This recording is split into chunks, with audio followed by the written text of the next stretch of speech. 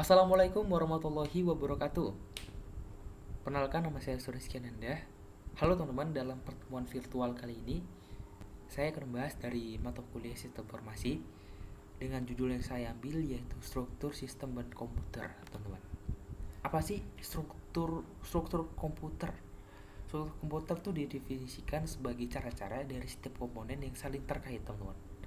Sedangkan struktur dasar komputer adalah sebagai cara-cara setiap komponen yang menyusun komputer saling berkaitan. Komponen-komponen disusun dengan alur-alur bus yang mengalirkan data, alat, dan mengendalikan antara komponen tersebut. Di samping ini ada gambar dari struktur sistem komputer, teman-teman. Lihat. Di sini ada input device, teman-teman. Itu adalah perangkat masukkan data atau perintah ke dalam sistem komputer.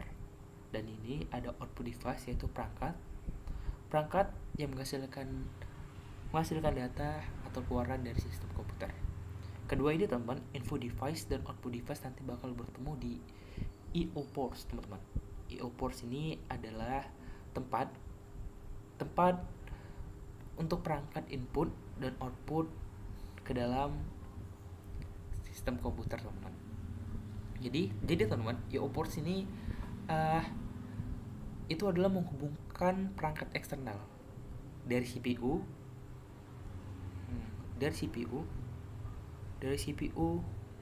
melalui data bus, teman-teman, ke komponen dari CPU ke komponen lainnya melalui data bus. Nah, data bus, teman-teman, itu adalah jalur yang digunakan untuk mentransfer data nih, dari CPU ke memori ke I/O port. Di tengah sini juga nih ada control bus, teman-teman. Ini adalah jalur untuk mengirim sinyal atau perintah, teman-teman, dari CPU ke komponen-komponen lainnya. Jadi CPU ini merupakan salah satu otak dari perangkat, teman-teman. Dan yang lain ini address bus. Address bus, teman-teman, ini adalah jalur untuk tempat memori disimpan, teman-teman. Jadi dalam struktur sistem komputer nih yang akan kita bahas, teman-teman, seperti dalam gambar ini nanti akan membahas tentang input device dan output device. Kedua nanti ada I/O port atau input output ports. Yang ketiga ada CPU, dan yang keempat ada RAM. Kita masuk yang pertama, input output device. Input hardware yang digunakan untuk suatu data atau perintah ke sistem komputer, itu input device, teman-teman. Input device itu terbagi menjadi dua, ada secara langsung dan secara tidak langsung.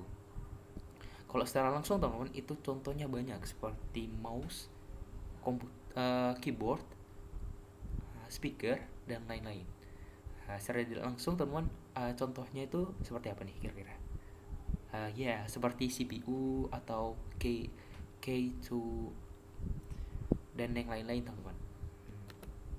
Sedangkan output device itu adalah hardware yang digunakan untuk menghasilkan keluaran seperti gambar, suara, ataupun dokumen hard copy.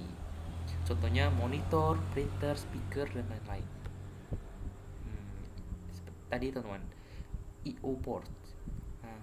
Itu terbagi menjadi 6, teman-teman. Apa sih I/O port? Itu adalah suatu port di mana setiap port input output itu di bawah kontrol prosesor. Ada portnya, ada port paralel, teman-teman. Itu adalah port yang memiliki kemampuan mengirim data dengan kecepatan 200 kb, teman-teman. Itu seperti printer, scanner itu dan lain-lain.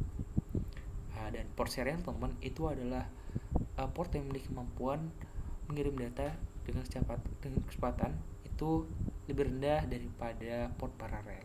Itu seperti keyboard, mouse.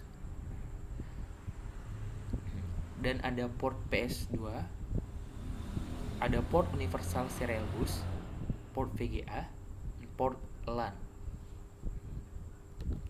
Lanjut, ada CPU, Central Processor Unit, berfungsi sebagai prosesan data utama pada suatu komputer. Karena CPU, teman-teman, itu adalah otak komputer. Karena perangkat ini mengatur seluruh dari aktivitas serta jalannya program yang ada di aplikasi di dalamnya. Seperti di gambar tadi, teman-teman, CPU tuh letaknya di tengah karena dia nanti bakal mengirimkan dia mendapatkan perintah dan dia akan mengeluarkan perintah yang diberikan. Hmm. Yang terakhir itu ada memori, ada hardware, komputer yang berfungsi untuk menyimpan data atau informasi pada komputer yang bersifat sementara ataupun permanen. Nah, ada dua jenis teman-teman, memori internal dan eksternal, seperti random access memory atau RAM dan read only memory teman atau ROM. Oke teman-teman, mungkin itu saja yang bisa saya sampaikan. Lebih dan kurang saya mohon maaf. Saya akhiri. Wabillahi taufiq wal hidayah. Wassalamualaikum warahmatullahi wabarakatuh.